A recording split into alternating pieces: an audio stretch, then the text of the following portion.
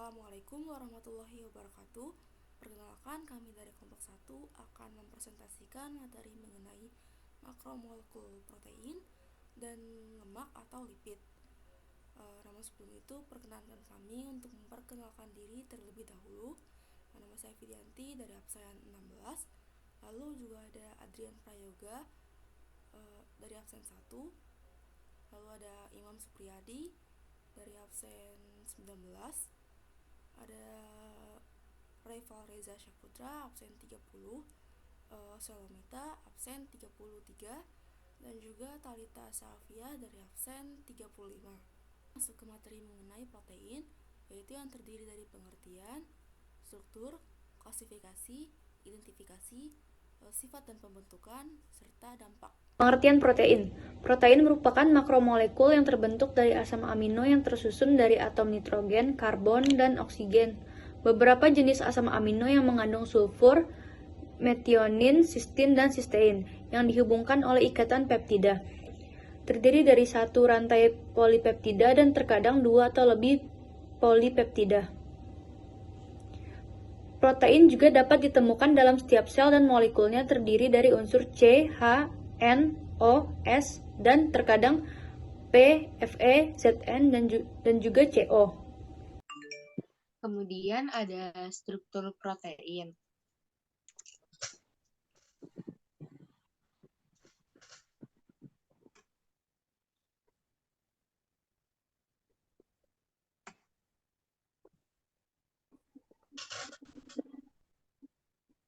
Yang pertama ada struktur primer, menunjukkan jumlah, jenis, dan urutan asam amino dalam molekul protein. Struktur primer juga menunjukkan ikatan peptida yang urutannya diketahui. Dan di bawahnya itu ada foto strukturnya. Kemudian yang kedua ada struktur sekunder. Ada dua jenis, yaitu struktur helix dan struktur lembaran berlipat. Jika ikatan hidrogen yang terbentuk antara gugus-gugus yang terdapat dalam satu rantai peptida, maka struktur helix. Jika ikatan hidrogen terbentuk antara dua rantai polipeptida atau lebih, maka struktur lembaran berlipat.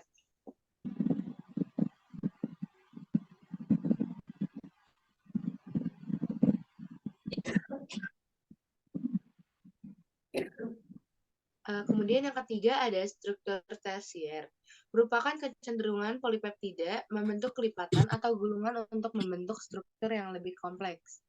Kemudian yang keempat ada struktur kuartener, melibatkan beberapa peptida sehingga membentuk suatu protein. Pada peristiwa ini, kadang-kadang terselip molekul atau ion lain yang bukan merupakan asam amino. Misalnya pada hemoglobin yang pada protein terselip ion Fe3+.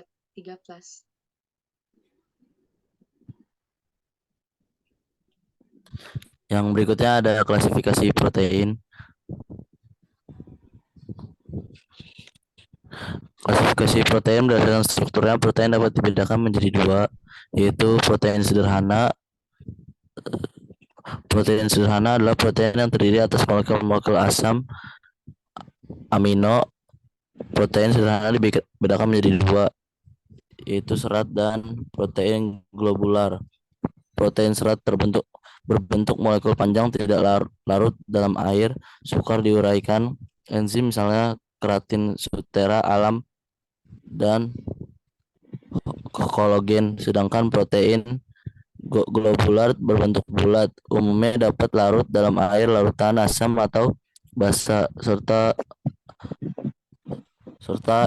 etanol, misalnya albumin, globumin, histan, dan protamina. Yang kedua, protein gabungan. Protein gabungan adalah protein yang berikatan dengan senyawa, bukan protein bagian yang bukan protein ini disebut gugus prostetik. Contohnya mukoprotein adalah gabungan antara protein dengan karbohidrat. Lipoprotein adalah gabungan antara protein yang larut dalam air dengan lipid. Nukleoprotein gabungan antara protein dengan asam nukleat. Menurut kelarutan protein dapat dibagi dalam beberapa grup, yaitu albumin, larut dalam air dan terkoagulasi oleh panas. Contohnya albumin telur, albumin serum, dan lakta albumin dalam susu. Yang kedua ada globulin, tidak larut dalam air, terkoagulasi oleh panas, larut dalam larutan garam encer, dan mengendap dalam larutan garam konsentrasi tinggi. Contoh miosinogen dalam otot, globulin dalam kuning telur, amandin dari buah almond, legumin dalam kacang-kacangan.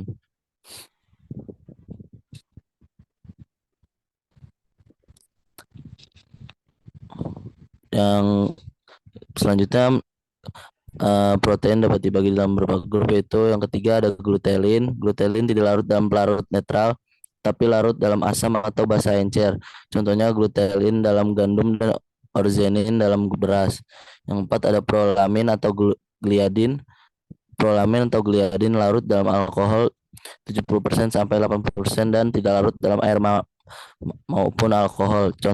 Contohnya gliadin dalam gandum, hordain dalam barley, dan zein pada jagung. Yang kelima, histon. Histon larut dalam air dan tidak larut dalam amonia encer. Contohnya globin dalam hemoglobin.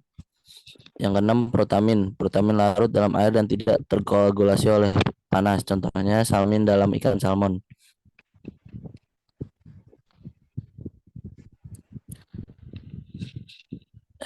Yang berikutnya, tingkat degradasi protein dapat dibedakan menjadi dua, yaitu protein alami. Protein alami adalah protein dalam keadaan seperti protein dalam sel. Yang kedua, turunan protein. Turunan protein yang merupakan hasil degradasi protein pada tingkat permulaan denaturasi dapat dibedakan sebagai protein turunan primer atau protein metaprotein, dan protein turunan sekunder atau proteosa, pepton, dan peptida. Oke, selanjutnya di sini ada identifikasi protein. Identifikasi uji bioret.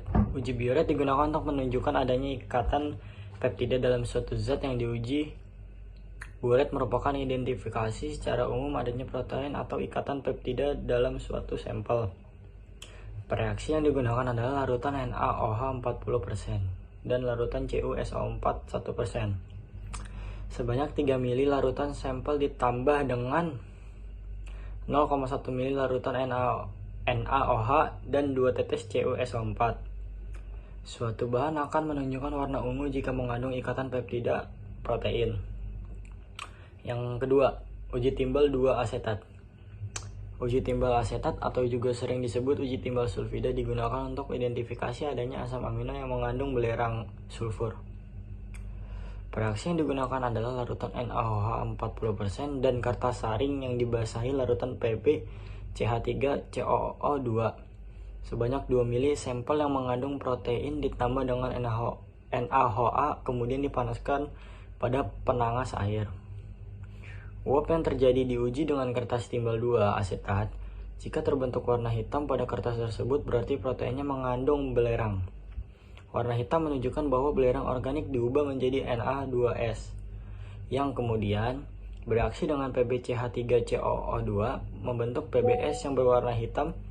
Jika pada suatu sampel muncul endapan hitam setelah dilakukan uji timbal asetat, maka sampel mengandung asam amino yang mengikat belerang. Misalkan uji timbal sulfida akan positif jika dilakukan pada protein yang mengandung sistem dan metionin. Yang ketiga, uji santoproteat.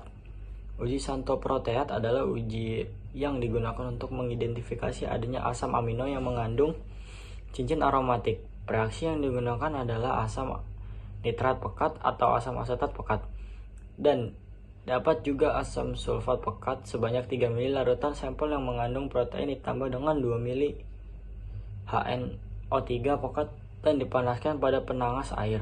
Jika sudah dingin, ditambahkan NH3 jika suatu sampel mengandung asam amino yang mengandung cincin aromatik seperti benzena, maka setelah dilakukan pengujian akan menghasilkan warna kuning. Misalkan uji santoproteat akan positif pada protein yang mengandung fenilalanin dan triptofan. Sifat-sifat protein. Sifat protein memiliki berbagai sifat termasuk struktural, fungsional, dan biokimia. Sifat struktural protein berkaitan dengan bentuk dan susunannya, sedangkan sifat fungsional terkait dengan perannya dalam proses biologis. Secara biokimia, protein dapat bersifat asam atau basa tergantung pada gugus fungsional yang ada dalam rantai polipeptida. Sifat ini sangat penting karena mempengaruhi interaksi protein dengan lingkungan sekitarnya dan peranannya dalam sel dan organisme secara keseluruhan. Pembentukan protein. Proses pembentukan protein melibatkan dua tahap utama, transkripsi dan translasi. Pertama, transkripsi awal. RNA polimerase memecah molekul DNA di nukleus untuk mendapatkan informasi genetik. Molekul mRNA dibentuk dengan menyalin kode genetik DNA. Proses ini melibatkan inisiasi, elongasi, dan terminasi. Yang kedua, translasi tahap akhir. Molekul mRNA membawa informasi genetik ke ribosom. Ribosom membaca ke mRNA dan menggunakan plus RNA untuk membawa asam amino sesuai dengan kodon mRNA. Asam amino bergabung membentuk rantai polipeptida atau protein. Proses translasi juga melibatkan inisiasi, elongasi, dan terminasi. Secara keseluruhan, dari DNA ke mRNA melalui transkripsi dan dari mRNA ke protein melalui translasi membentuk serangkaian langkah untuk menghasilkan struktur protein yang spesifik. Lalu selanjutnya ada mengenai dampak-dampak dari protein. Untuk dampaknya itu terbagi menjadi dua, yaitu ada dampak positif dan juga dampak negatif. Untuk dampak positifnya itu ada pengatur gerakan atau protein kontraktil, di mana gerakan ototnya itu disebabkan oleh dua molekul protein yang saling bergeseran. Lalu ada sebagai cadangan makanan, kemudian sebagai antibodi yang melindungi tubuh dari mikroorganisme patogen, lalu sebagai enzim yang merupakan biokatalis yang merupakan bagian utama molekul enzim yang disebut juga apoenzim yang merupakan molekul protein. Lalu sebagai alat angkut atau protein transport, di mana hemoglobin merupakan protein yang berperan mengangkut oksigen dalam eritrosit, sedangkan mioglobin berperan dalam pengangkutan ion besi di dalam plasma darah yang selanjutnya akan dibawa ke dalam hati. Lalu juga sebagai penyusun jaringan atau protein struktural yang berfungsi untuk melindungi jaringan di bawahnya. Misalnya itu ada keratin pada kulit dan lipoprotein yang menyusun membran sel. Lalu juga berfungsi sebagai pengatur reaksi atau protein pengatur. Misalnya insulin yang berperan dalam mengubah glukosa menjadi glikogen. Lalu ada sebagai pengendali pertumbuhan, di mana proteinnya itu bekerja sebagai penerima atau reseptor yang nantinya dapat mempengaruhi fungsi-fungsi dari bagian-bagian DNA. Lalu selain dampak-dampak positif, itu juga ada dampak-dampak negatif, di mana kalau untuk dampak-dampak negatif protein itu lebih diakibatkan dari dampak kelebihan protein itu sendiri, yaitu diantaranya yang pertama sebagai penambahan berat badan, kedua bau mulut, ketiga sembelit, lalu yang keempat diare, kelima dehidrasi, keenam kerusakan ginjal, ketujuh peningkatan risiko kanker, lalu kedelapan penyakit jantung, serta yang kesembilan adalah kehilangan kalsium. Selanjutnya untuk materi mengenai lipid atau lemak terdiri dari pengertian, struktur, macam-macam, sifat, reaksi dan pembentukan, serta dampak. Pengertian lemak. Lemak disebut juga lipid, adalah suatu zat yang kaya akan energi. Berfungsi sebagai sumber energi utama untuk proses metabolisme tubuh. Lemak yang beredar dalam tubuh diperoleh dari dua sumber, yaitu dari makanan dan hasil produksi organ hari, yang bisa disimpan di dalam sel-sel lemak sebagai cadangan energi. Kemudian ada struktur lemak.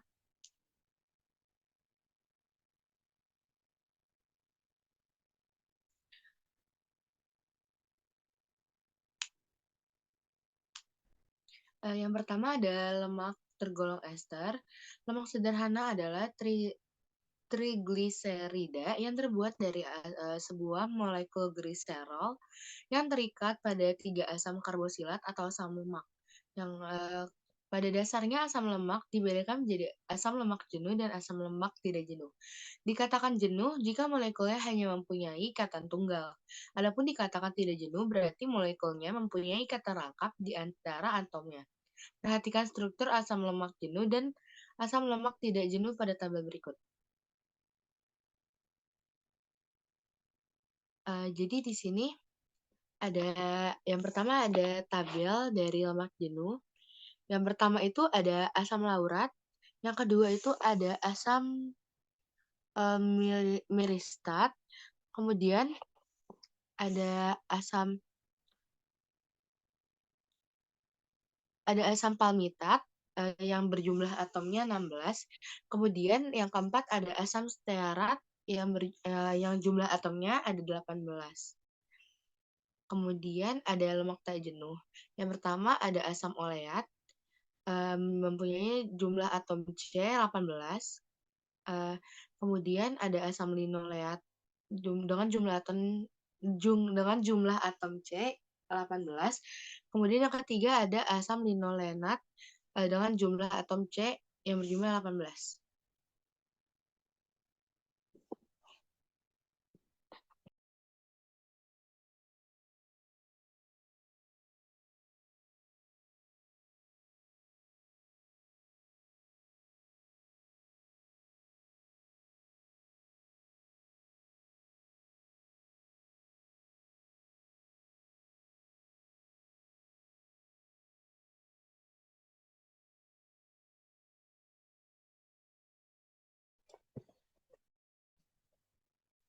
Ya, macam-macam lemak. Macam-macam lemak. 1. Lemak jenuh. 1.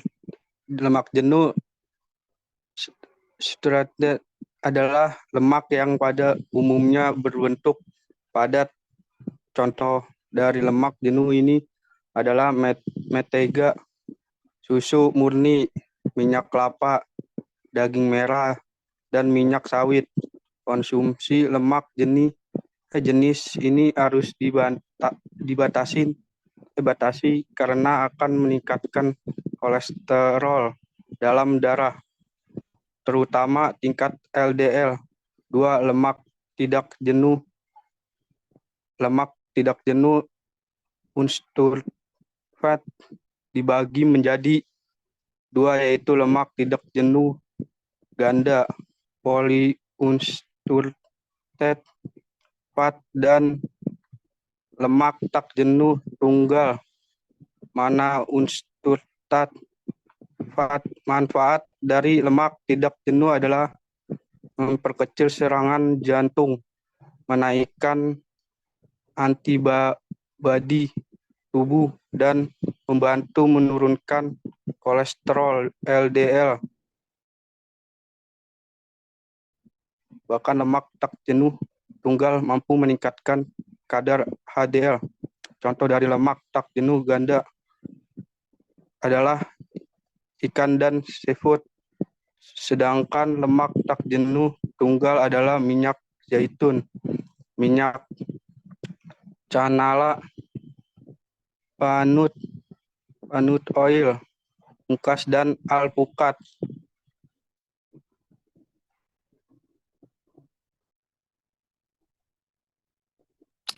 Yang berikutnya ada sifat lemak. Yang pertama, lemak merupakan bahan padat pada suhu kamar, diantaranya disebabkan kandungan asam lemak jenuh yang secara kimia tidak mengandung ikatan rangkap sehingga mempunyai titik lebur yang tinggi. Yang kedua, lemak dapat memiliki sifat plastis, artinya mudah dibentuk atau dicetak atau dapat diempukan, yaitu dilenakan dengan pencampuran dengan udara. Lemak yang plastis biasanya mengandung gliserida yang padat dan sebagian trigliserida cair. Bentuk ukuran kristal gliserida mempengaruhi sifat lemak pada roti dan kue. Yang ketiga, titik lebur lemak dan minyak berada pada satu kisaran suhu. Titik lebur suatu lemak atau minyak dipengaruhi juga oleh sifat asam lemak. yaitu gaya tarik antara asam lemak yang berdekatan dengan kristal. Makin panjang rantai C, titik cair akan semakin tinggi. Makin banyak jumlah ikatan rangkap, makin kecil titik lebur. Hal ini dikarenakan ikatan antar molekul asam lemak tidak jenuh kurang kuat.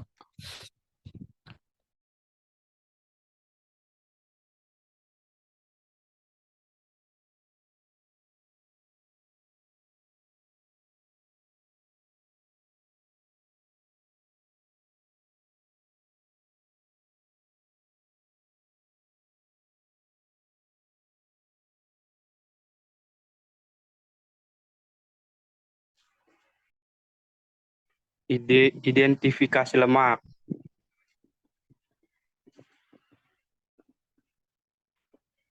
Uji kelarutan limit. Uji ini terdiri atas analisis kelarutan limit maupun derivat limit terhadap berbagai macam pelarut. Dalam uji ini, kelarutan limit ditentukan oleh sifat kepolaran pelarut. Apabila limit dilarutkan ke dalam pelarut polar, maka hasilnya limit tersebut tidak akan larut. Hal tersebut karena limit memiliki sifat non-polar, sehingga hanya akan larut pada pelarut yang sama-sama non-polar.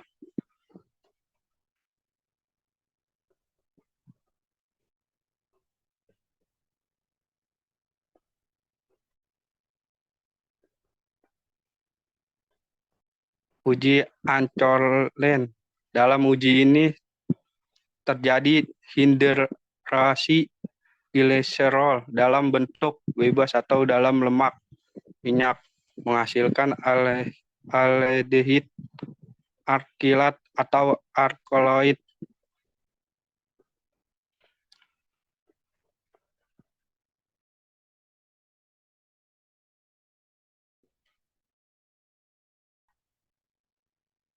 Uji kejenuhan.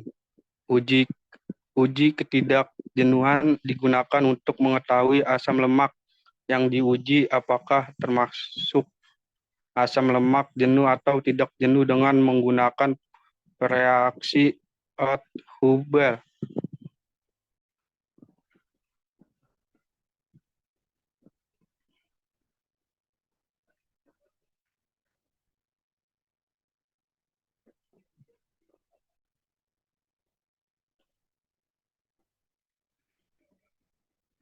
Dalam uji ini diidentifikasi limit mana yang sudah tenggik dengan yang belum tenggik, yang disebabkan oleh oksidasi limit. Penentuan yang dilakukan adalah bilangan peroksida, jumlah karbonil, oksigen aktif, uji asam tioborbiturat, dan uji Owen-Stahl.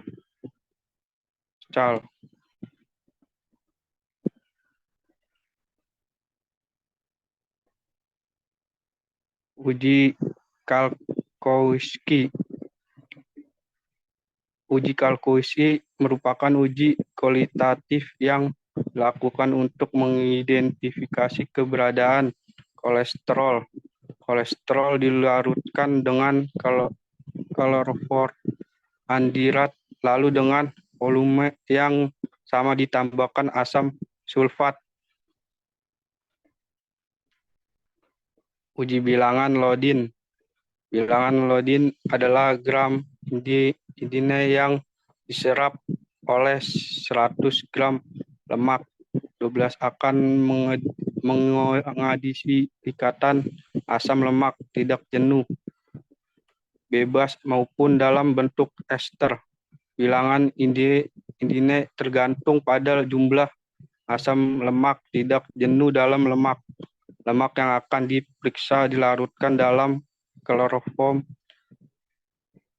CCI4, kemudian ditambahkan larutan iodinat berlebihan 0,109 gram. Sisa lodin yang tidak bereaksi diterasasi dengan tiasulfat.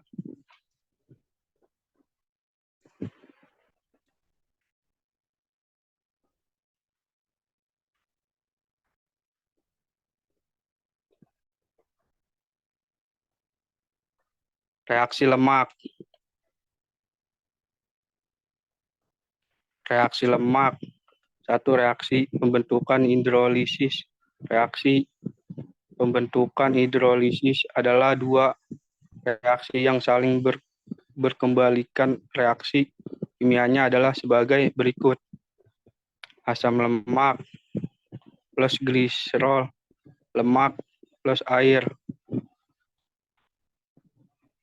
Reaksi hidrolis lemak, H plus lemak tambah air, asam lemak tambah gliserol.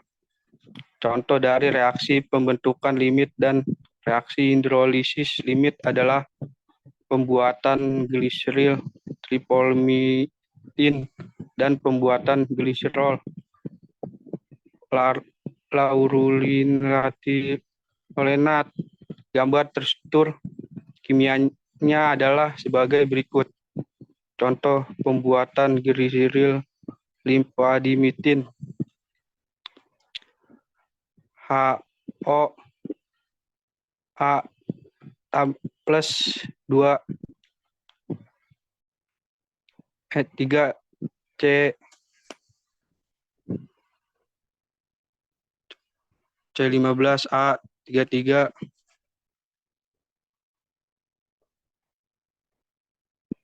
CHO asam palmitat C15A 3 CO CH2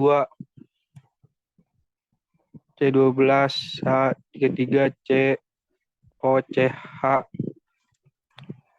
C23H33 CO CH2 gerilis tripelmitin plus 3H2O.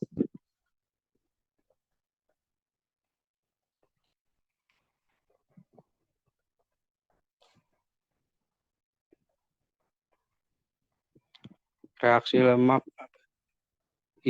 Tiga, reaksi hidrogenasi.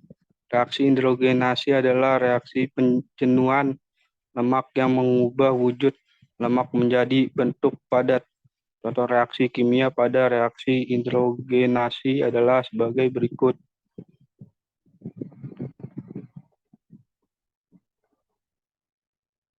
COH2 COO E COH2 COH climated ready COH2 COCH2 COH2 COOH COH2 COCH. Reaksi turunan limit. Senyawa limit memiliki reaksi turunan yaitu terdiri atas fosfolipid dan steroid. Penjelasan dan pembedaan antara keduanya adalah sebagai berikut. Satu, fosfolipid adalah turunan limit yang gugus hidroksi pada gliserolnya diganti dengan asam karbonsilat dan asam fosfat. Dua, steroid adalah turunan lemak yang tidak mengandung gugus asam lemak dan gugus ester. Lalu selanjutnya ada dampak dari lemak atau lipid. Dampak dari lemak atau lipid sendiri terbagi menjadi dua, yaitu dampak positif dan juga dampak negatif. Untuk dampak positifnya yaitu yang pertama, menjadi cadangan energi dalam bentuk selemak, di mana 1 gram lemak nantinya akan menghasilkan 39,06 kJ atau 9,3 kilokalori. Lalu yang kedua, lemak dapat berfungsi sebagai pelarut vitamin A, D, E, K, dan juga zat-zat tertentu.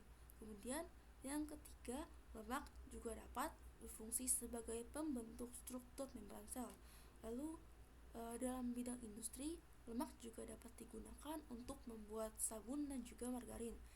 Lalu selain itu di dalam tubuh lemak juga dapat menjadi lapisan pelindung ketika terjadi benturan, di mana lemak juga menjadi semacam regulator dalam tubuh sehingga perubahan suhu yang drastis sekalipun tidak akan memberikan efek yang buruk bagi tubuh. Lalu lemak yang dalam hal ini lebih spesifikasinya itu minyak juga digunakan untuk menggoreng bahan makanan. Kemudian manfaat dari lemak tidak jenuh juga adalah untuk memperkecil serangan jantung, menaikkan antibodi tubuh, dan membantu menurunkan kolesterol LDL. Bahkan lemak tak jenuh tunggal mampu meningkatkan kadar HDL.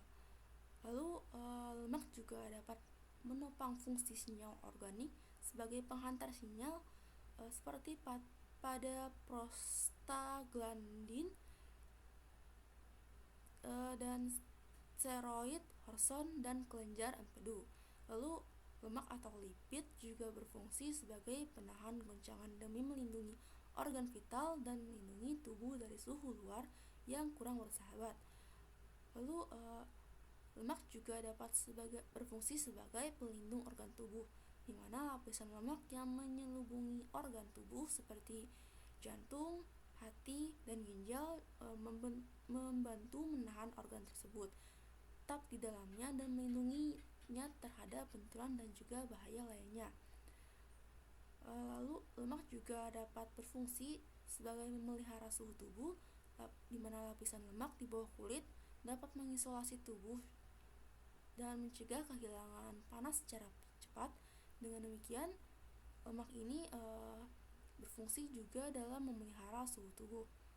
Lalu lemak sendiri juga berfungsi atau memberikan manfaat dalam memberi rasa kenyang dan kelezatan, di mana lemak dapat memperlambat sekresi asam lambung dan juga memperlambat pengosongan lambung, sehingga lemak ini akan memberikan rasa kenyang lebih lama. Di samping itu, lemak juga dapat memberi tekstur yang disukai dan memberikan kelezatan khusus pada makanan. Lalu selain dampak-dampak positif tadi, juga terdapat dampak negatif lipid atau lemak, di mana dampaknya itu ada berdasarkan kelebihan lemak dan juga kekurangan lemak. Untuk kelebihannya sendiri yaitu yang pertama, dampak negatif dari kelebihan lemak yang pertama yaitu dapat menimbulkan obesitas yang merupakan faktor risiko dalam penyakit kardiovaskuler karena dapat menyebabkan hipertensi dan juga timbulnya diabetes. Lalu yang kedua yaitu dapat menimbulkan kandungan kolesterol dalam darah meningkat yang diakibatkan dari konsumsi lemak jenuh yang berlebih, di mana hal ini juga akan memberikan efek buruk untuk arteri jantung. Jika sudah terjadi kerusakan arteri, maka bisa menyebabkan masalah pada otak dan juga ginjal. Kemudian di samping itu juga ada dampak negatif dari kekurangan lemak, di mana kekurangan lemak itu sendiri dapat menimbulkan pengurangan ketersediaan energi. Karena energi harus terpenuhi, maka terjadilah katabolisme atau perombakan protein. Cadangan lemak yang semakin berkurang akan sangat berpengaruh terhadap berat badan, sehingga dapat terjadi berupa penurunan berat badan nantinya. Lalu kekurangan asam lemak akan berpengaruh juga terhadap tubuh berupa gangguan pertumbuhan dan timbulnya kelainan pada kulit. Sekian presentasi dari kelompok kami. Untuk kurang lebihnya mohon maaf. Wassalamualaikum warahmatullahi wabarakatuh.